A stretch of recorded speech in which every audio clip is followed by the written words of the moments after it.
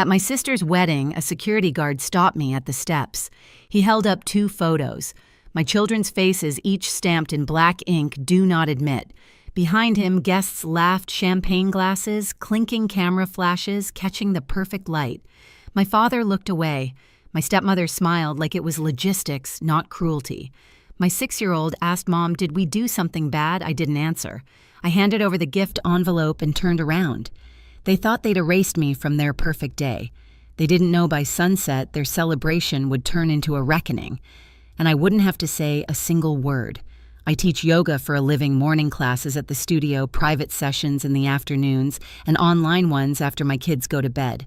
It's quiet work, calm work, the kind of life where you can hear your own thoughts. I used to think that was peace. Now I know it was just silence I hadn't questioned yet. My name is Rachel. I'm 34, married to Ethan, and we live in a small townhouse where towels never stay on their hooks, and the shoe basket never has the pair you need. We have 2 kids, Noah 6, who carries a dinosaur flashlight everywhere, and Ella 3, who calls strawberries red moons. Our home isn't perfect, but it's ours. The kind of messy warmth that smells like coffee crayons and laundry detergent. Then there's my family, the one that never felt like mine. My father David remarried when I was 12. He used to tell me family is everything, which usually meant don't make things difficult. My stepmother Kira runs our family like a luxury brand. White tablecloth dinners, perfect lighting, and a tone of voice that sounds kind until you listen to the words. And my half-sister Lila, 26, an influencer who calls herself a lifestyle muse. Everything she touches is beige, curated, and filtered. Growing up, Kira called me the strong one. It sounded like praise.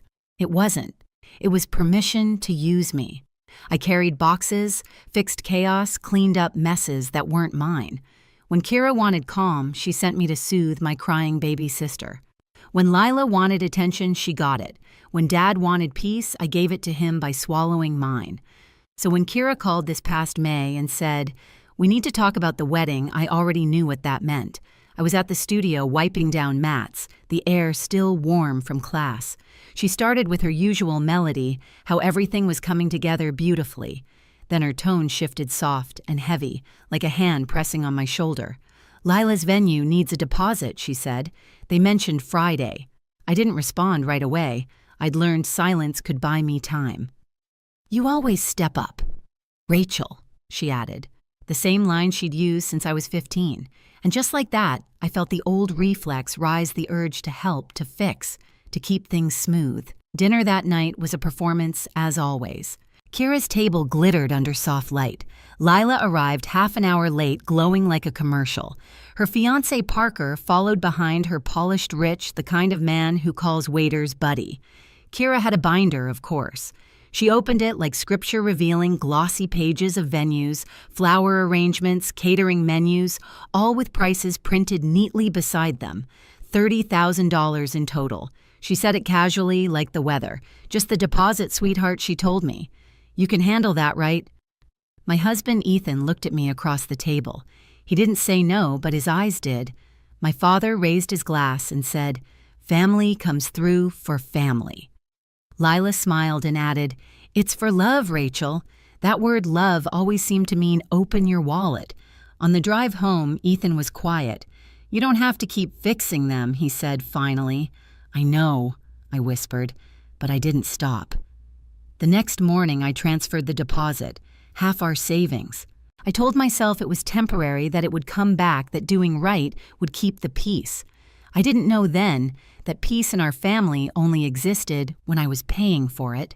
The weeks after that dinner blurred into a slow, familiar pattern, texts from Kira, calls from Lila, and my own guilt disguised as responsibility. Every message had the same rhythm. "We just need one more thing. You're the only one we can count on. The vendor deal ends tonight." At first I said no. Then I said maybe. Then I said fine. Each payment chipped away at something invisible. Not just the balance in our savings account, but a sense of fairness I didn't realize I still believed in. Ethan watched me transfer money like someone watching a slow accident they couldn't stop. "You're letting them rewrite what family means," he said one night. They're my family, I replied. If I don't help, who will? He looked at me quietly. Maybe that's the point. The requests grew. The florist wanted an early retainer. The DJ had a special rate. The videographer needed a deposit before the next couple booked them. Every time I hesitated, Kira would say, "You always step up," and that sentence, those 4 words, felt like a leash snapping around my neck. At yoga, I told my students to breathe, to let go of tension, to stay grounded. But I was the one floating away. The day I realized how far I'd gone was when Kira texted, "No kids at the wedding.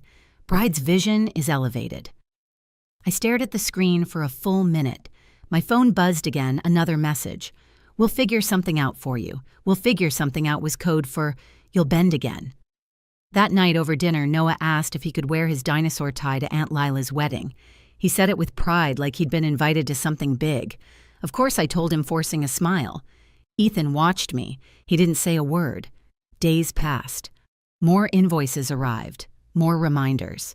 I started keeping a list on my phone: venue deposit $12 or $800, catering $8, $750, florist $2, $200, string duo $1, $600, DJ $1, $500, content team $2, $500, 30 grand. Neat, complete. Quiet theft dressed as gratitude. Then came the rehearsal dinner. Kira texted that morning, adults only. Less chaos. Ethan offered to stay home with the kids, but I told him I'd be fine. I wasn't. The moment I walked in, the air changed. Everyone was smiling too much. Lila was glowing in white. My father was playing the proud parent. Kira was in full hostess mode, hugging guests she barely liked. I stood in the corner holding a glass of water like it was armor. Lila came up to me, mid-toast, her hand brushing my arm. "Rach, just so you know, the kids might not be comfortable at the venue. There's so much glass and, well, it's kind of high-end." "High-end," I repeated. She blinked. "Yeah, it's not really kid-proof." Something inside me went cold. "So you're saying my children don't belong?" "Oh, don't make it dramatic," she said, smiling for the guests nearby. "It's just the vibe." The vibe. That word, her whole life. I left early. No scene, no tears. Just the long drive home with the car radio off. Ethan was waiting at the table when I walked in. "What happened?" I shook my head. "They think our kids ruin the vibe." He exhaled slow. "Then maybe it's time we ruin theirs." I didn't sleep that night. I stared at the ceiling, thinking about how peace used to mean obedience, how family had become a tax I kept paying. The next morning, I didn't send the last payment. Kira called within hours. "Sweetheart, we need to lock in the content team today." "I'll think about it," I said. "You know how stressful weddings are, then maybe you should have planned better," I replied before hanging up. It was the first time I'd ever hung up on her. The silence afterward felt like oxygen. I didn't know it yet, but that small act, refusing to send one more dollar, was the first crack in their perfect picture. And cracks have a way of spreading. The silence didn't last. By the next morning, my voicemail was full. One from Kira, fake tears, trembling voice. One from Dad lecturing about doing the right thing. And one from Lila, half crying, half offended that I would make this harder than it needs to be. I ignored them all. That night, Ethan and I sat at the kitchen table, the kids asleep upstairs. The glow from the fridge light fell across our unpaid bills, my yoga class rosters, and the envelope marked wedding expenses. "I can't keep funding people who wouldn't even let our children in the room," I said. Ethan leaned back. "Then stop trying to explain it. Just document everything. Make it real." So I did, line by line, each transfer, each receipt. I wasn't being petty. I was keeping proof. For years, Kira's power came from gaslighting. She'd rewrite every story until you doubted your own memory. But numbers don't lie. A few days later, my phone lit up with a message from Lila: final payment, due tomorrow. "Thank you, sis." I stared at the text, my thumb hovering over the keyboard. Then I typed back, "I've already paid more than anyone else. That's my final contribution." The typing bubbles appeared, disappeared, came back. Then, "Don't make this ugly, Rachel. We're family." Family. That word again, always used as a weapon. I put my phone down. Ethan smiled slightly. "That's the sound of a boundary, but boundaries don't stay quiet in my family." 2 days later, Kira showed up at my studio. She looked flawless, cream blazer hair, pinned tight smile, sharpened like glass. My students had just left. The room still smelled faintly of lavender spray and sweat. Rachel, she began softly like she was comforting a patient. We're all under pressure. Lila's falling apart. Your father's heart can't handle the stress. Why are you doing this to us, to you, I said. I paid for half your daughter's wedding. Her lips twitched. You're overreacting. It's just money. It's never just money, it's respect. For a moment, her mask slipped. Then she leaned closer, voice sugar sweet again. You'll regret turning your back on family. I held her gaze. No, I regret waiting this long. She left without another word. The door clicked shut, and I stood there shaking not from fear, but from release. That evening, I drafted an email to Kira, David, Lila, and Parker. Subject: wedding contributions. Breakdown and balance. I listed every expense, every date, every transfer. Then at the bottom, I wrote, as of today, total paid $29,350. You have denied entry to my children at the event I financed. I expect repayment in full. 12 months, first installment due next month. This isn't about revenge. This is about closure. I read it twice before hitting send. Ethan put his hand on my shoulder. You okay? I nodded. For the first time, yes. The next morning, my father texted, let's talk privately, sweetheart. Lila posted a story, her wedding countdown, smiling under fairy lights. They still thought I'd stay quiet. They didn't realize that silence when chosen can be the loudest sound in the room. The wedding day arrived like a storm pretending to be sunshine. The morning light streamed through our kitchen window, cutting across the cereal bowls and half-packed bags. Noah wore his little dinosaur tie, proud and wrinkled. Ella twirled in her blue dress, her hair full of uneven curls because she'd insisted on doing it herself. I watched them and thought maybe they'll remember the drive, not the people waiting for us there. Ethan adjusted his collar. You don't have to go, he said quietly. I do, I told him. Just not for them. The venue was 30 minutes away, a restored barn turned into a luxury wedding site, all white walls and fairy lights and curated fields of grass. We drove in silence. The sky was perfect, the kind that photographers call cinematic. I remember thinking how cruel it was that beauty could hide so much ugliness. When we reached the top of the gravel path, the security guard stepped forward. His suit was too formal, his smile too polite. Afternoon, he said. Can I have your name, Rachel? I hesitated. And these are my children, Noah and Ella. He looked down at his clipboard, then pulled out a clear plastic sleeve. Inside were 2 color photos, Noah's school portrait, Ella with her pigtails. Across each face, bold letters read, do not admit. I felt the world tilt. Where did you get those? My voice sounded foreign, too calm. He glanced toward the entrance. Bride's request. No minors inside. Liability policy. There's no policy. I said, that's my son and daughter. He shifted uneasily. Ma'am, I don't make the rules. Behind him, I saw Kira step out of the doorway, every inch composed. Rachel, she said, like we were discussing the weather. It's not personal, it's just for the aesthetic. Candles, glassware, you understand. My father was a shadow behind her, looking anywhere but at me. And from just inside the barn, I caught a glimpse of Lila in white, perfect trembling, peeking like she was scared to smudge her own illusion. Noah tugged my hand. Mom, did we do something bad I couldn't answer? Because anything I said would have cracked my voice wide open. Maya's no, Ethan's hand brushed mine. I felt his pulse steady and angry. I handed Kira the envelope we'd prepared. Congratulations, I said. My tone was even quiet surgical. Then I turned. The gravel crunched under our shoes. The wind shifted. Behind us, laughter resumed, nervous, brittle. In the car, Noah asked if we were still going to the party. Ella hummed a song she made up about frogs. I just drove. The farther we got from that barn, the easier it was to breathe. 10 minutes later, my phone rang. Unknown number. I almost ignored it, but instinct made me swipe. Rachel, a deep voice said. This is Adam, Parker's father. I pulled over, glanced at Ethan. Yes, I just saw the list, Adam said. The one with your children's photos. My throat tightened. I didn't send it. I know. And I'm calling to tell you the wedding is off. My family won't be part of this circus. Silence. Then he added, his tone colder. They're on their way to your house to beg. Don't open the door." He hung up before I could speak. 2 hours later, the knocking started. Sharp, desperate. "Rachel." It was Lila's voice, high-pitched, breaking. "Please, let's talk." Behind her, I could hear Kira's controlled tone, the kind she used when she wanted the world to think she was still in charge. "Be reasonable, Rachel. This can be fixed." My father's voice came last small, tired. "Sweetheart, open up." Ethan met my eyes across the room. I didn't move.